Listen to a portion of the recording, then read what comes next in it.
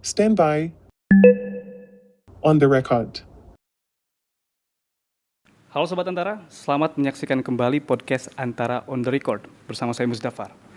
81 tahun Indonesia Merdeka, tentu banyak tantangan, peluang dan juga terobosan-terobosan yang sudah dilakukan oleh pemerintah untuk memajukan kesejahteraan masyarakat. Salah satu sektor yang sangat strategis dalam memajukan ekonomi dan juga meningkatkan kesejahteraan masyarakat, yakni industri manufaktur. Dan kita tahu bahwa manufaktur sudah lama menjadi tulang punggung perekonomian nasional. Kali ini Antara berkesempatan berbincang dengan Menteri Perindustrian Republik Indonesia Bapak Agus Gumiwang Kartasasmita untuk mengetahui sejauh mana daya saing industri kita dan sejauh mana kemandirian industri nasional. Pak Menteri, apa kabar Pak? Alhamdulillah, gimana Mas Musdafar? Baik Pak, Alhamdulillah. Alhamdulillah. Ya. Pak, selama saya 2 tahun nih Pak, meliput Kemenperin Pak, Bapak di acara-acara nasional, terutama forum-forum global selalu menggunakan batik Pak, jas batik. Kenapa selalu batik Pak? Batik kan ciri-ciri dari kekayaan budaya kita. Jadi saya mempunyai komitmen ya selama saya masih bisa menggunakan batik, selama saya masih menjadi pejabat, ya, itu cara saya untuk bisa melestarikan, juga cara saya untuk bisa mengkampanyekan batik.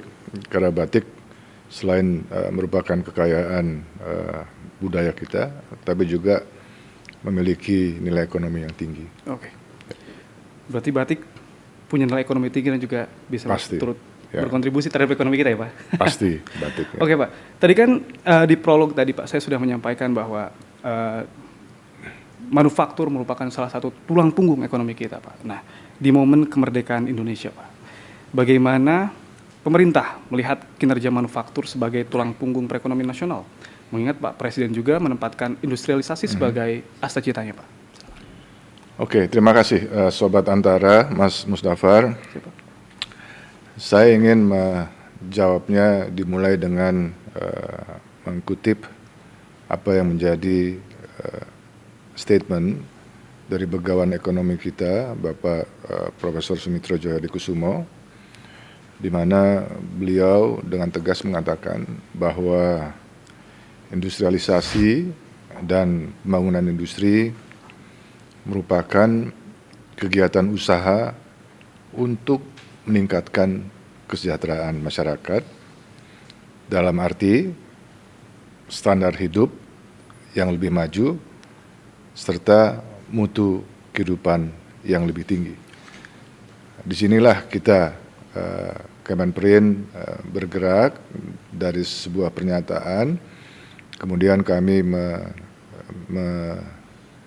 elaborasikannya dengan menyusun apa yang disebut dengan SBIN, Strategi Baru Industri Nasional, di mana SBIN ini kami susun selain untuk secara filosofinya memenuhi apa yang disampaikan oleh Profesor Sumitro, tapi juga SBIN ini kami susun dalam rangka menjawab apa yang menjadi target-target dari Bapak Presiden Prabowo ya terhadap visi dan misi ekonominya. Nah, kalau kita lihat kinerja dari manufaktur paling tidak dalam beberapa tahun terakhir,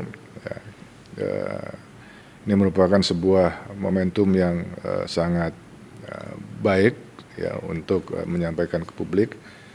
Karena momentum kemerdekaan Republik Indonesia, di mana kita bisa menyampaikan bahwa industri nasional atau manufaktur di Indonesia ini terus-menerus menunjukkan ketangguhannya dan peranan yang sangat-sangat vital ya, terhadap perekonomian nasional, di mana manufaktur merupakan penggerak utama, tidak akan berlebihan apabila saya klaim bahwa manufaktur merupakan penggerak utama dari ekonomi, dan tren indikator variabel dari kinerja manufaktur terus-menerus membaik dan sangat solid.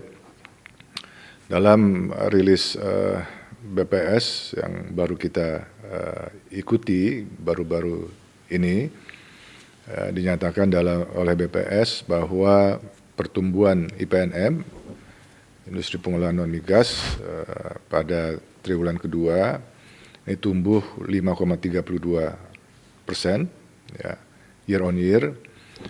Dan sekali lagi, alhamdulillah pertumbuhan manufaktur 5,32% tersebut berada di atas atau lebih tinggi dari pertumbuhan ekonomi nasional yang tercatat 5,29% dan kontribusi dari manufaktur yaitu 0,97%. Dan bukan hanya itu saja yang bisa kita cermati ya sebagai variabel kita mengukur kinerja di manufaktur. Kalau kita melihat dari kontribusi dan investasi, industri pengolahan menyumbang 18,50% terhadap PDB nasional, dan kalau kita hitung setara sekitar 1.212 triliun rupiah, dan menyerap investasi 203,26 triliun atau hampir 40% dari total investasi nasional.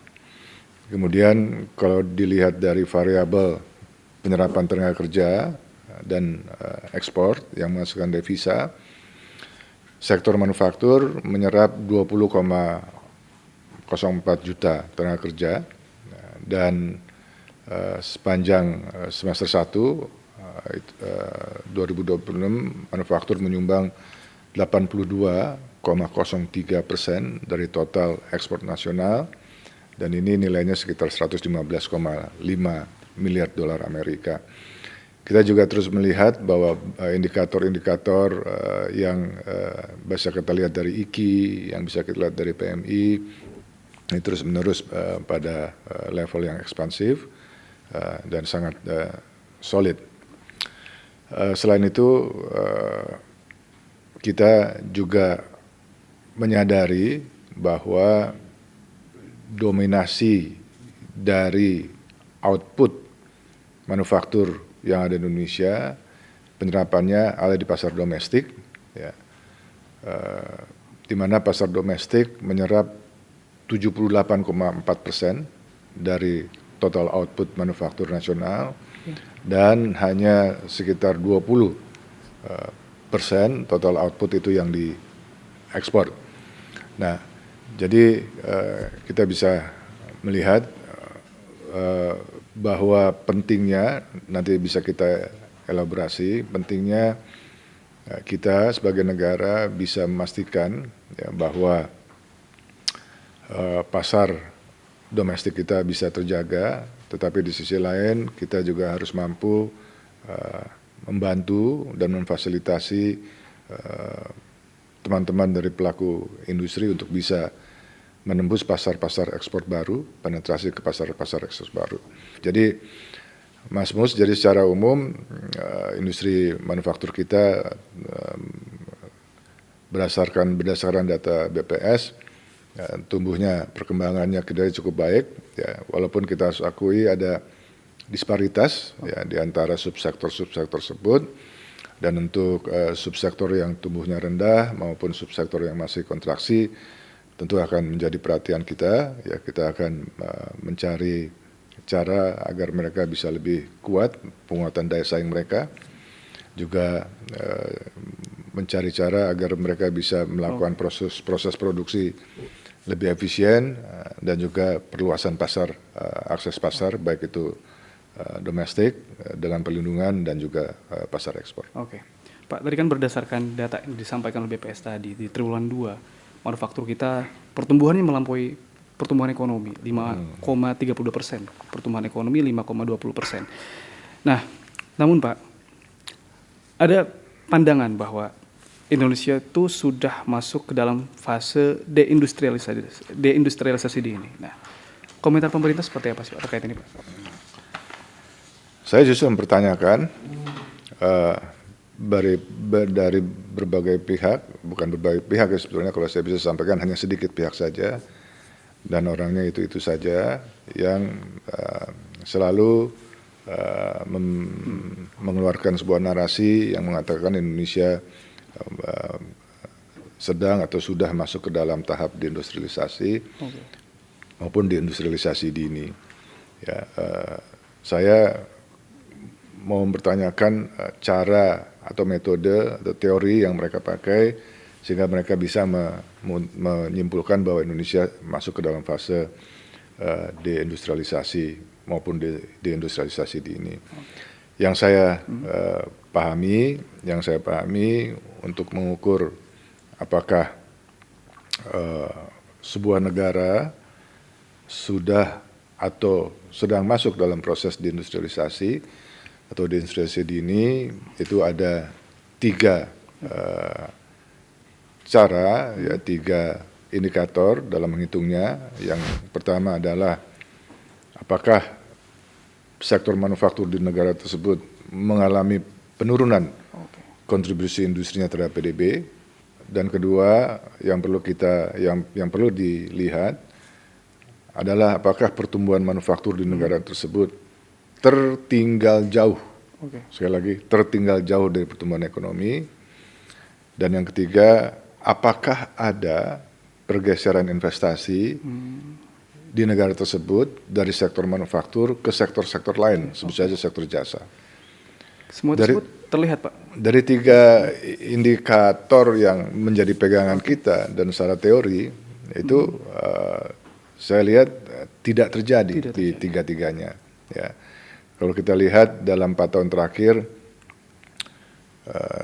dalam indikator pertama, kontribusi industri pengolahan terhadap PDB itu kan tercatat relatif stabil di sekitar 18-19%. Dan pertumbuhan industrinya juga cenderung membaik, seperti yang tadi saya sampaikan di awal. Bahkan pertumbuhan manufaktur kuartal kedua berada di atas pertumbuhan ekonomi.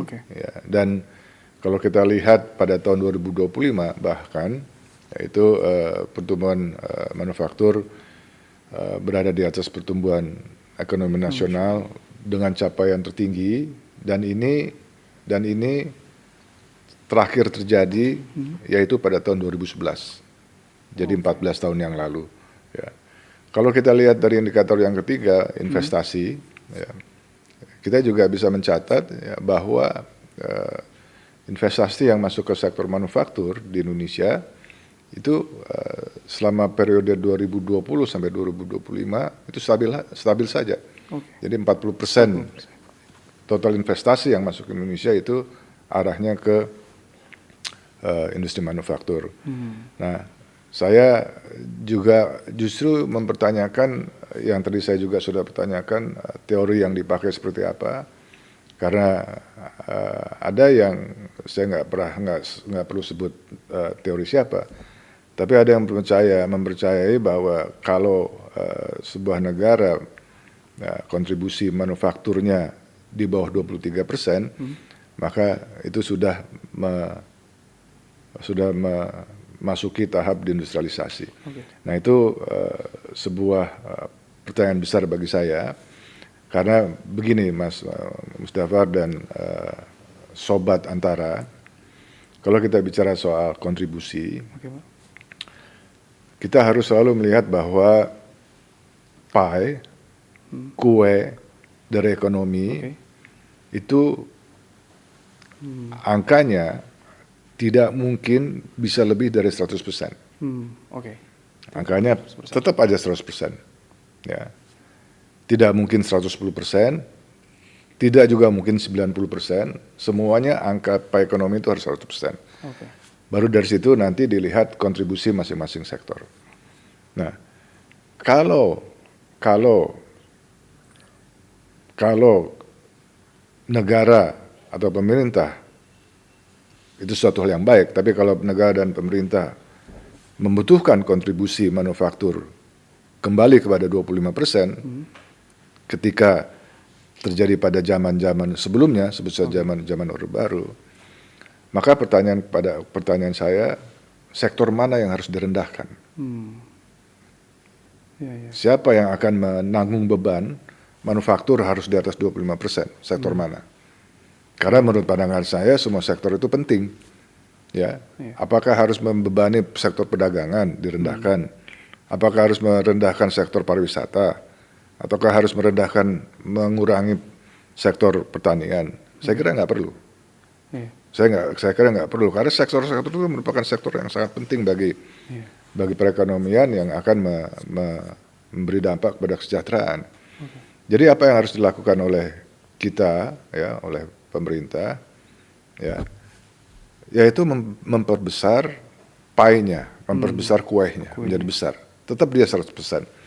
Jadi sederhananya seperti ini ya, sederhananya kalau kita bicara kontribusi manufaktur sekarang 19%, dalam level pie yang sekarang ini, ya, nilainya misalnya $10, ya, kalau kita bisa perbesar pie tersebut, ya, kontribusi manufaktur yang tetap 19%, itu nanti nilainya bisa $20. Ya, jadi kata kunci yang untuk saya, yang bagi saya itu, ya, agar supaya tidak ada sektor di ekonomi lain yang menjadi korban atau yang kemudian harus direndahkan kontribusinya, tidak ada lain, kita harus membesar kue ekonomi itu sendiri. Ya, ekonomi pie-nya itu harus kita perbesar. Nah, tapi juga ada studi, ya, yang sangat baik, yang juga bisa dengan mudah mematahkan mereka-mereka yang menganggap bahwa Indonesia sedang atau sudah masuk ke fase deindustrialisasi atau fase deindustrialisasi dini, yaitu ketika kita bicara mengenai MVA, nilai tambah itu bagi sebuah negara, sebuah perekonomian itu menjadi sangat penting. Bukan menjadi sangat penting, memang sangat penting. Ya, menciptakan nilai tambah bagi suatu perekonomian itu merupakan hal terpenting dan juga merupakan hal kunci. Di mana kita mencatat bahwa untuk sektor manufaktur, itu manufacturing value added di Indonesia itu sudah berada dalam peringkat ke-12 besar di dunia, ya, dengan pencetakan value added sebesar $275 billion Amerika. Ya. Dan ini alhamdulillah naik 1 peringkat. Tahun lalu ranking 13, tahun ini kita ke ranking 12, dan secara data easily kita bisa mengatakan bahwa di Asia Tenggara kita merupakan negara yang berhasil mencetak manufacturing value added tertinggi, tapi juga secara nilai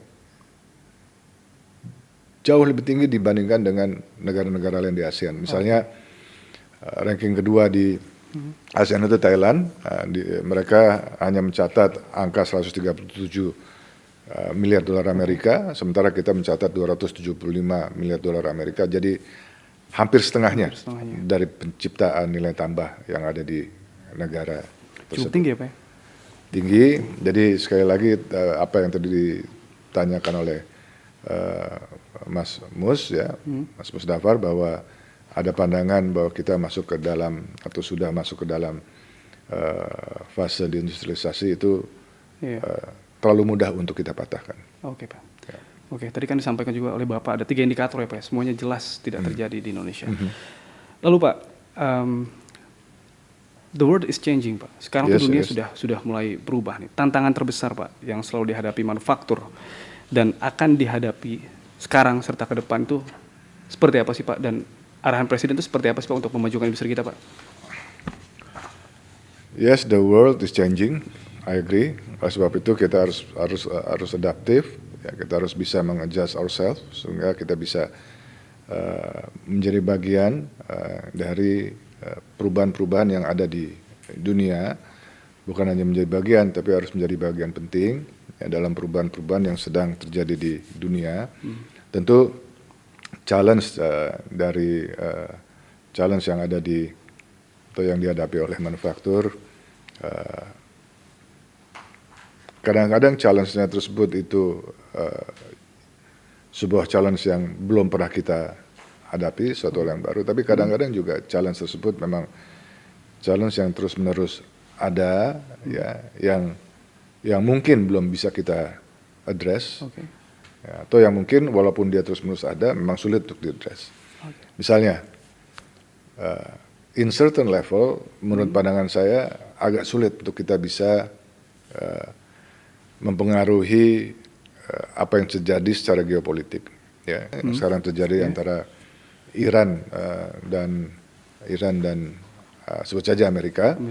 Ya, yang kemudian mengganggu negara-negara di Middle East. Kita bicara lebih dalam lagi, mengganggu logistik di Selat Hormuz. Ya, itu hal-hal yang suatu yang sering terjadi, ya. Konflik antara dua kawasan, konflik antara dua negara. Tapi seringkali memang nggak bisa ada jalan keluar yang instan. Ya. Konflik antara Rusia dan Ukraina yang sampai hari ini juga masih terjadi. Ya. Nah, pasti konflik-konflik itu geopolitik yang juga mengarah kepada geoekonomi, arsitektur geoekonomi juga bisa berubah. Itu pasti juga akan mempengaruhi rantai pasok. Kalau mempengaruhi rantai pasok juga pasti akan mempengaruhi bahan baku dan juga bahan penolong. Ya, di sini kita bicara soal harganya dari bahan baku dan penolong, ya, dan pada gilirannya akan meningkatkan tekanan kepada sektor industri kita. Kita tentu juga harus optimis, harus berani menyampaikan bahwa geopolitik dan geoekonomi itu bukan hanya challenge yang dihadapi oleh Indonesia, tapi oleh negara-negara lain, apalagi negara-negara yang memang sedang mengejar pertumbuhan ekonominya melalui pertumbuhan manufaktur, pertumbuhan industri. Nah, tadi saya sudah sampaikan ya bahwa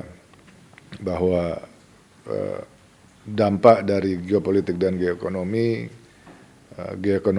di mana ada restriction, ada limitation dari barang-barang yang diproduksi di sebuah negara, ya, untuk masuk ke negara lain, ya. Kita bicara soal perang dagang, ya. Ini tentu juga akan mempengaruhi terhadap pasar kita. Ya. Oleh sebab itu kemampuan kita untuk melindungi pasar menjadi sangat penting. Kalau kita bicara, kita ikuti, ya, walaupun sangat dinamis, ya, barang-barang yang diproduksi oleh Tiongkok, oleh Cina itu mendapatkan kesulitan, ya, atau mungkin dalam tanda petik, ya, dipersulit untuk masuk ke negara-negara lain, ya, sebut saja misalnya untuk masuk ke Amerika, masuk ke EU, padahal Tiongkok atau Cina ini merupakan sebuah negara manufaktur yang memang mengejar kuantitas, jadi mereka memproduksi secara masif. Jadi kalau ada pasar-pasar yang selama ini dianggap dalam tanda petik tradisional bagi produk-produk Cina untuk masuk, tapi kemudian dipersulit, ditutup, artinya negara-negara seperti Cina tersebut harus mencari pasar lain. Nah, kita tentu, Indonesia tentu harus khawatir mengenai itu. Salah kalau kita tidak khawatir. Ya, kita melihat, ya, bahwa masifnya produksi dari Cina di berbagai komoditas manufaktur yang sekarang sedang hungry mencari pasar-pasar baru untuk penetrasi pasar baru. Ya, kalau kita tidak memiliki sebuah kebijakan yang tepat, ya tentu akan mencederai industri dalam negeri sendiri. Seperti yang tadi saya sampaikan, Mas Mus dan Sobat Antara, Ya, Pak. di awal saya sampaikan bahwa output dari produk manufaktur kita ini hampir 79% itu diserap di dalam negeri. Oke. Ya. Coba bisa dibayangkan yang 79% itu kalau kemudian mendapat gempuran yang tidak kita bisa bentengi dari barang-barang impor, Oke. itu akan menyulitkan. Ya, saya mau menyampaikan kesulitan itu bukan hanya untuk manufaktur, tapi juga untuk ekonomi nasional. Apalagi kalau kita bicara mengenai data, ya, bahwa tingkat utilisasi manufaktur yang ada di Indonesia sekarang masih pada angka yang menurut pandangan saya masih bisa ditingkatkan, yaitu 61,8%. Ya, kita upayakan utilisasi dari manufaktur kita bisa rata-rata 75%. Karena kalau sudah sampai 75% ke atas, itu teorinya dia akan membawa investasi baru, ya, investasi baru. Nah, pelindungan pasar menjadi sangat penting. Pasar domestik yang memang kita harus akui besar, ya, ini merupakan aset strategis, ya, bagi perekonomian, bagi industri nasional. Karena ini merupakan aset yang strategis, maka memang betul-betul harus kita amankan, betul-betul harus kita lindungi. Ya. Dan tentu kami juga pemerintah akan terus-menerus melakukan upaya untuk melindungi. Ya. Kalau kita melindungi pasar dalam negeri, artinya kita mendukung industri dalam negeri, ya, dengan kebijakan-kebijakan yang sudah kita lakukan, ya, sebagian sudah kita lakukan, sebut saja kebijakan TBT, Technical Barrier to Trade. Ya, sayangnya, Sobat Antara, sayangnya secara kuantitatif saya belum pelajari kualitatifnya. Ya, Indonesia baru memiliki 142 instrumen TBT, Technical Barrier to Trade. Ini jauh di bawah instrumen TBT yang sudah diambil oleh negara-negara lain. Ya, sebut saja Amerika yang memiliki instrumen TBT 2043 instrumen. Jauh banget ya. Jauh sekali. Jauh sekali ya. Padahal kita selalu menganggap bahwa secara tradisional, ya, kita selalu menganggap bahwa Amerika merupakan sebuah negara yang orientasinya pasar, yang bisa kita anggap liberal. Tapi data membuktikan bahwa mereka juga sangat protektif terhadap ekonomi nasionalnya. Tiongkok 1.652 instrumen, Korea Selatan 1.158, Jepang aja 960, Thailand yang merupakan negara yang harus selalu kita cermati, ya, itu 760 instrumen, kita hanya 142. Ya, jadi bisa dibayangkan kalau kita bisa menyesuaikan instrumen-instrumen TBT yang memang diperlukan, kebijakan-kebijakan TBT yang memang kita harus keluarkan dalam rangka bukan hanya melindungi pasar Indonesia, ya, bukan hanya kemudian mendukung industri dalam negeri, tapi juga yang terpenting adalah menciptakan nilai tambah di Indonesianya. Dan kalau kita bicara mengenai kebijakan TBT yang harus kita ambil, kita harus pastikan bahwa kebijakan tersebut diambil terukur dan harus sesuai dengan ketentuan perdagangan internasional. Ya. Ada juga kebijakan yang masih sampai hari ini terus kita perjuangkan, yaitu kebijakan yang disebut dengan entry point. Nah, ini masih kami lakukan koordinasi dan juga diskusi dengan kementerian dan lembaga lain. Jadi ide entry point ini adalah memindahkan pintu masuk bagi beberapa komoditas, tidak semua, beberapa saja yang kita anggap memang perlu kita lindungi, ya, misalnya tekstil, keramik, elektronik, kemudian ada yang lain-lain ya, dan itu yang kita anggap memang secara khusus industri harus dilindungi. Nah, itu barang-barang impor dari 6 komunitas manufaktur tersebut harus masuk melalui pelabuhan-pelabuhan yang sudah kita tetapkan yang berada di timur Indonesia. Ya. Jadi kita kita mengusulkan dari 6 komunitas tersebut masuk ke Indonesia, barang-barang importnya melalui Bitung, melalui Sorong dan melalui Kupang.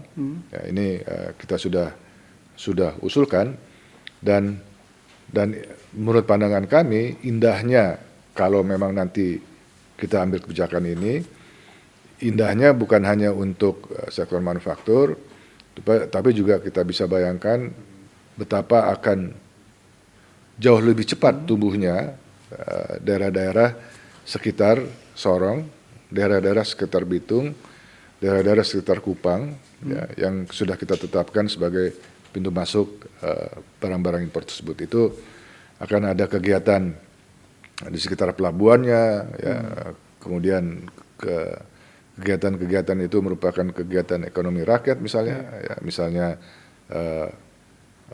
warung, ya, alat transportasi tradisional, ya, dan lain sebagainya, itu pasti akan tumbuh.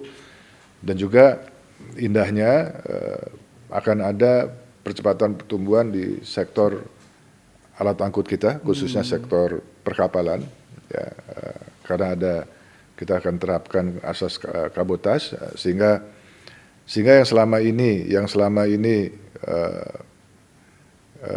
jalur logistik dari Jawa ke timur, ya, itu yang berisi penuh, tetapi teman-teman di industri perkapalan selama ini mengalami kesulitan untuk mendapatkan load dari timur ke Jawa. Nah, itu akan ada akan terjawab, ya, akan meningkat. Ya. Belum lagi kita bicara akan tumbuhnya industri perkapalan kita, ya, galangan-galangan kapal kita, karena pasti akan menambah kebutuhan dari kapal-kapal untuk bisa melayani membawa barang-barang dari Sorong, Bitung dan Kupang ke daerah-daerah lain Indonesia untuk 6 komunitas manufaktur tersebut. Tapi jangan salah, Sobat Antara, 6 komunitas manufaktur yang kita usulkan untuk ditetapkan, ini hanya untuk barang jadi, barang yang paling hilir. Jadi bukan untuk bahan baku, bukan untuk bahan penolong. Kewajiban untuk TKDN itu juga merupakan sebuah instrumen yang cukup ampuh, ya, karena belanja pemerintah, baik itu pemerintah pusat, pemerintah daerah, BUMN, itu cukup besar, ya, dan harus diarahkan sepenuhnya dari barang-barang produksi kita. Dan juga ada kewajiban SNI wajib, ya, saya harus berani mendeklar, karena negara-negara lain juga secara terbuka menggunakan instrumen SNI wajib untuk mengelola importasi barang-barang dari negara lain masuk ke negaranya. Kemudian yang kedua, ini juga challenge yang datang, ya, dan datangnya cyclical. Ya, setiap 10 tahun. Kalau kita pelajari, yaitu El Nino. El Nino. El Nino nggak datang setiap 10 tahun, tetapi ekstrim atau super El Nino itu dalam pelajaran atau apa yang di brief ke saya itu terjadi setiap 10 tahun. El Nino bisa setiap tahun, tapi yang supreme, yang super, yang ekstrim itu 10 tahun. Ya. El Nino tahun ini mereka kategorikan sebagai super El Nino, bahkan mereka namakan Godzilla El Nino. Saya melihatnya penamaan Godzilla El Nino itu bukan merupakan sesuatu yang eceh-eceh. Pasti penamaan Godzilla El Nino bagi expert, bagi para ahlinya mempunyai makna tersendiri yang mudah-mudahan saya salah membacanya, ya. Tetapi penamaan Godzilla El Nino harus berani kita baca bahwa sudah ada warning dari para expert tersebut bahwa El Nino tahun ini akan menjadi El Nino yang sangat berat. Ya, Sangat ekstrim. sangat berat, sangat ekstrim. Jadi penamaan Godzilla itu saya kira bukan hal yang kemudian kita anggap remeh. Ya. Pasti ada dasarnya. Iya. Kenapa dinamakan Godzilla El Nino oleh mereka. Nah, berkaitan dengan Godzilla El Nino ini atau Super El Nino ini, kita perlu mencermati 4 hal, ya, 4 aspek. Ya, kita ini maksudnya dunia industri ya, dunia manufaktur, 4 aspek. Yang dari keempatnya ini pasti akan mempengaruhi kelancaran dari produksi manufaktur kita dan juga mempengaruhi resiliensi dari manufaktur kita. Yang pertama adalah kita harus melihat ketersediaan bahan baku. Ketersediaan bahan baku. Nah, khususnya bahan-bahan baku yang kita dapatkan dari permukaan bumi. Ya. Sebut saja bahan baku perkebunan, bahan baku industri yang datang dari hulunya di perkebunan, bahan baku industri yang datang dari hulunya di pertanian. Ya. Jadi ini yang harus kita cermati, dan oleh sebab itu industri agro yang memang 100% bahan bakunya itu berasal dari perkebunan dan pertanian dan juga perikanan. Mudah-mudahan tidak, ya. Tetapi faktor resiko terdampak dari Godzilla El Nino ini besar sekali Industri agro di sektor industri agro. Ya, karena berkaitan dengan bahan baku yang tadi saya sampaikan. Yang kedua, curah hujan. Ya, curah hujan yang juga harus kita perhatikan, ya, berkaitan dengan ekstrim El Nino ini. Ya. Yang ketiga, debit air itu sendiri. Sobat Antara, rupanya air ini merupakan sebuah komoditas yang menjadi komponen atau variabel terpenting dalam proses produksi yang ada di pabrik-pabrik. Ya.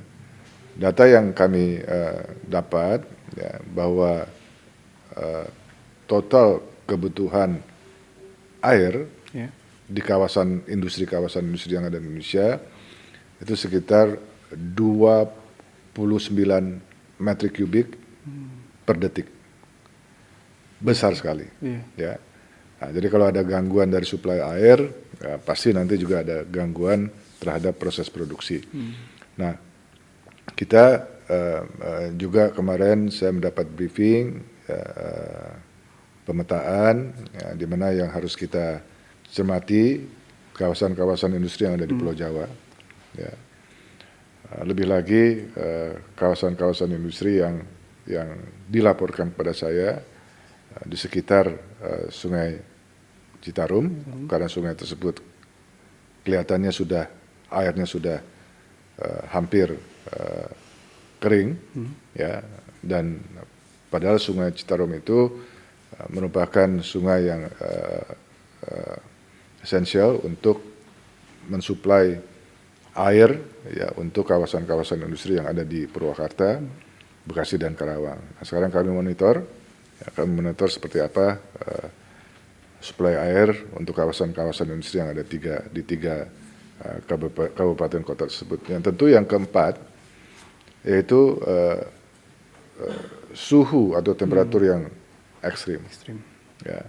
Jadi suhu yang tinggi ini ya itu dia dalam studinya dia mengganggu atau dia mempengaruhi kenyamanan dari pekerja dalam melakukan kegiatan di proses produksi. Ya. Kalau pekerja tidak nyaman, maka dia akan mengganggu atau itu akan mengganggu produktivitas.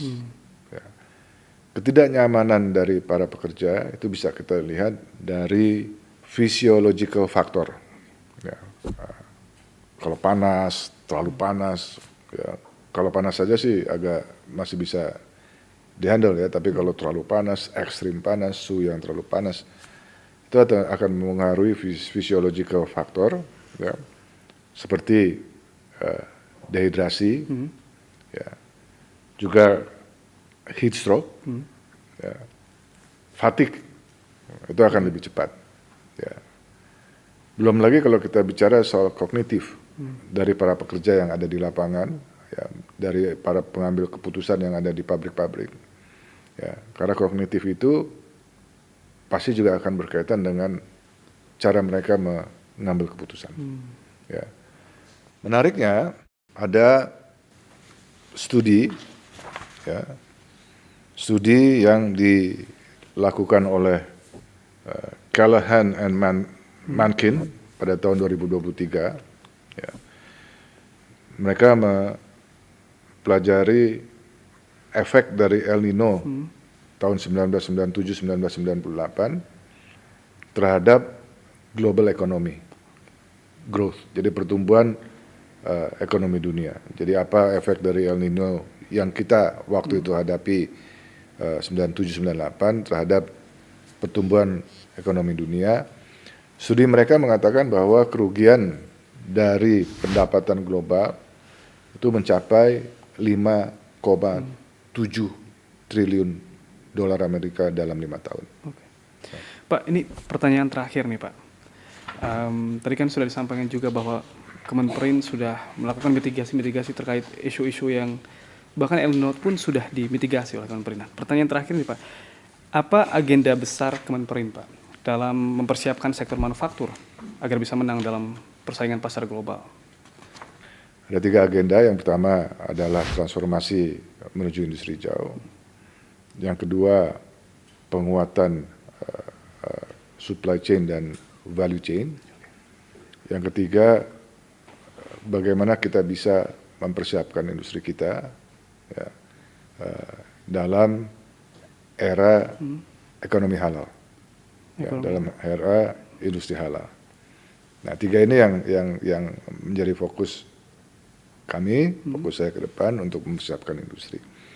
Nah, kalau kita bicara soal transformasi industri hijau, ini dalam kerangka penanganan perubahan iklim, sebagai negara kita tetap berkomitmen dalam Paris Agreement dan kita sudah juga menetapkan NDC kita ya, pada tahun 2060. Ya. Tapi saya ingin menyampaikan pada sobat-sobat Antara bahwa kami di Kemenperin sejak 3 atau 4 tahun yang lalu sudah menetapkan NZE atau Net Zero Emission bagi sektor industri itu akan terjadi pada tahun 2050. Jadi artinya 10 tahun lebih cepat dari NZE yang ditetapkan secara nasional. Kita tentu juga tidak diam saja, jadi menetapkan target tahun 2050 juga kita sudah menyiapkan peta jalannya roadmap-nya.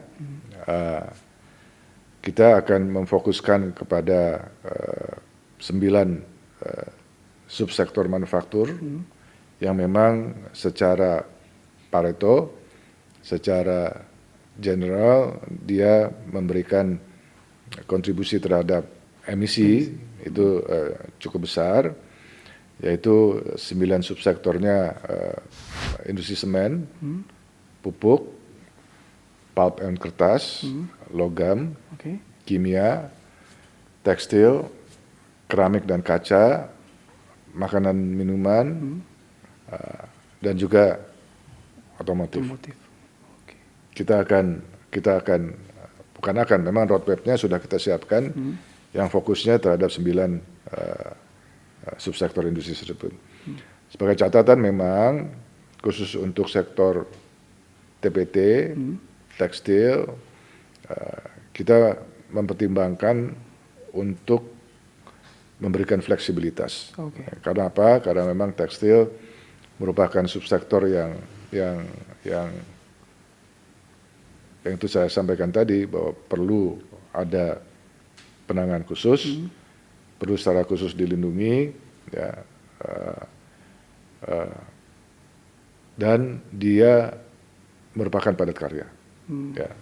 Jadi dari 9 itu tekstil kami pertimbangkan untuk kita berikan fleksibilitas ya, terhadap roadmap-nya. Tapi along the way sambil berjalan tetap dia harus memenuhi target 2050 tadi NZI-nya.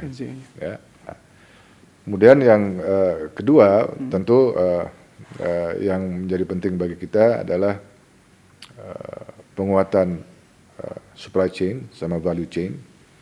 Ya, penguatan supply chain dan value chain ini tidak ada lain selain kita menciptakan kemandirian ya, bagi perekonomian nasional melalui industri nasional. Ya.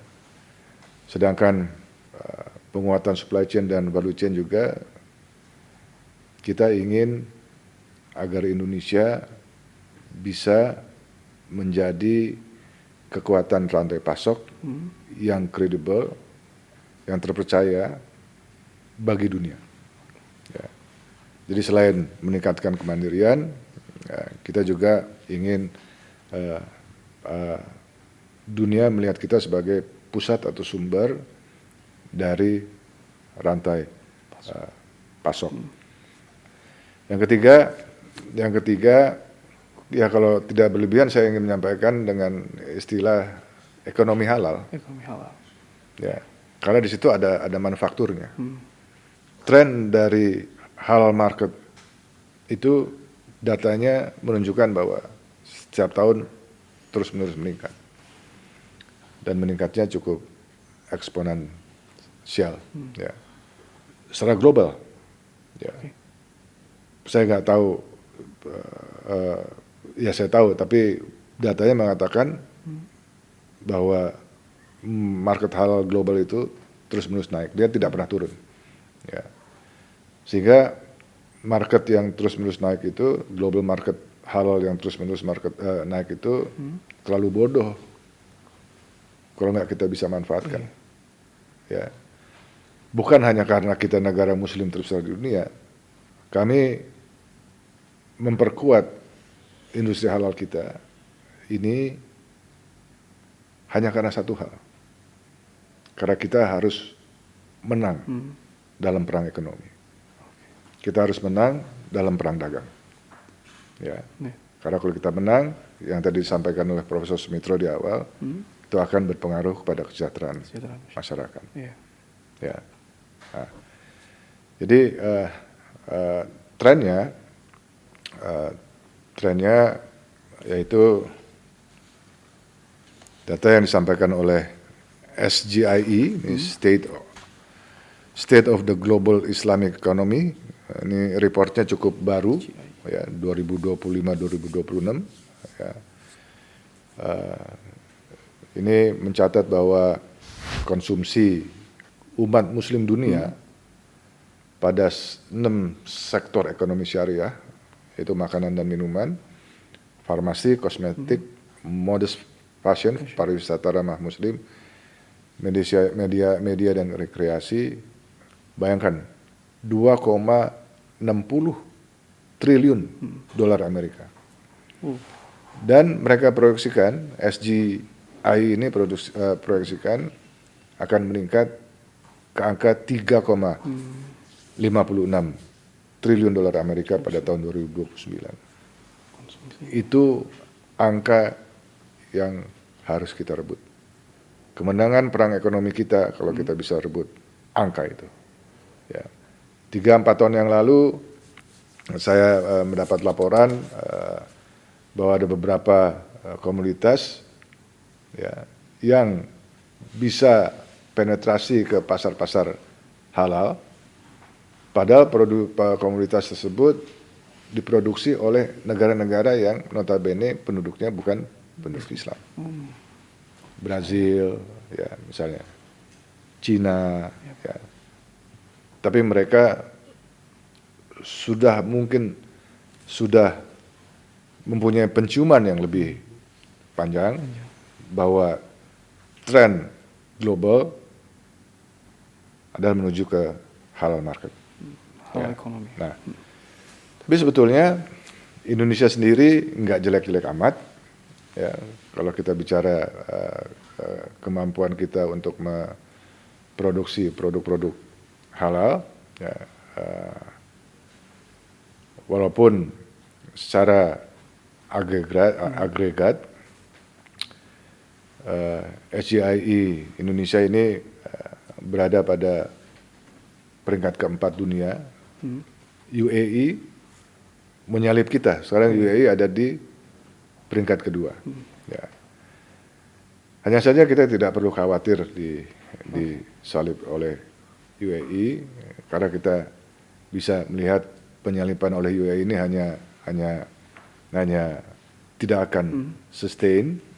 Ya, kita mempunyai keunggulan ya yang pasti lebih tinggi, lebih baik modalitas kita kalau kita bandingkan dengan negara-negara lain termasuk UAE.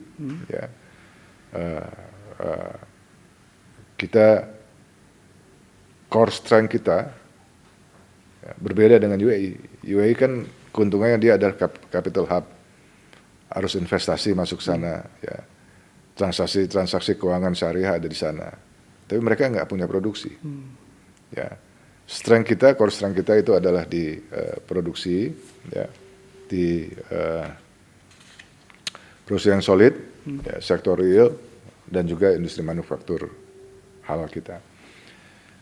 Tapi kalau subsektor misalnya modest fashion gitu, Indonesia kokoh sudah beberapa tahun berada di peringkat 1.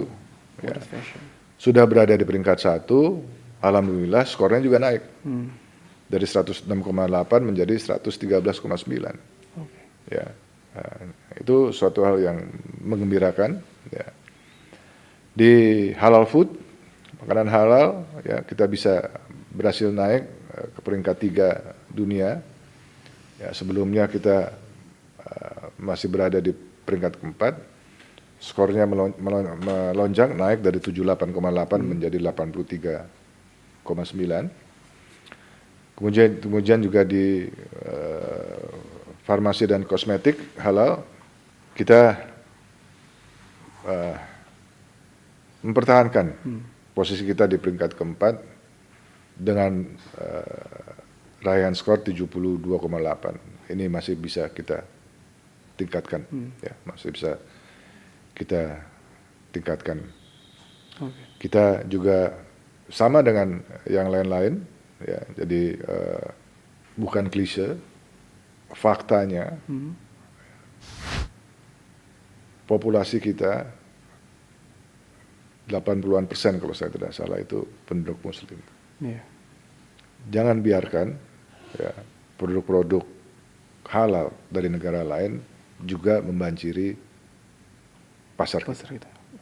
Oleh sebab itu seluruh ekosistem industri halal, seluruh ekosistem kalau lebih besar lagi ekonomi syariah, ekonomi halal itu harus kita siapkan sehingga ekonomi kita, pabrik-pabrik kita bisa menjadi tuan rumah di negara sendiri. Saya ingin menyampaikan kepada sobat-sobat Antara, garis besarnya yang ingin saya sampaikan, kita harus menang perang ekonomi. Kita harus menang perang dagang. Oke. Ya, kita punya kekuatan pasar kita yang besar. Jadikan pasar kita sebagai modal, jadikan pasar kita sebagai rumah bagi industri dalam negeri kita. Di satu sisi juga kita siapkan industri-industri kita bisa penetrasi pada pasar-pasar global, pasar-pasar non-tradisional, pasar-pasar yang selama ini mungkin belum menjadi fokus, belum menjadi prioritas bagi mereka, ya. Dan penciptaan nilai tambah bagi perekonomian sebuah negara merupakan kata kunci. Oke. Wow, banyak banget nih Pak insight-insightnya Pak yang masuk nih ke saya dan juga sobat-sobat Antara. Tadi disampaikan bahwa posisi industri manufaktur kita sudah jelas ya Pak, maksudnya dari sisi pertumbuhan saja sudah melampaui pertumbuhan ekonomi 5,32%. Lalu upaya-upaya yang dilakukan oleh pemerintah sendiri tadi sudah jelas juga untuk memperkuat daya saingnya, mulai dari mitigasi El Nino dan juga penguatan industri halal kita, Pak. Banyak banget insight yang diberikan Pak Menteri ini untuk Antara, Pak. Oke, Pak Menteri, terima kasih banyak Pak atas waktu dan perspektifnya. Sobat Antara, terus saksikan podcast Antara on the Record di YouTube Antara TV Indonesia dan antaranews.com, dan sampai jumpa. Sampai jumpa sobat-sobat Antara. Stand by. On the record.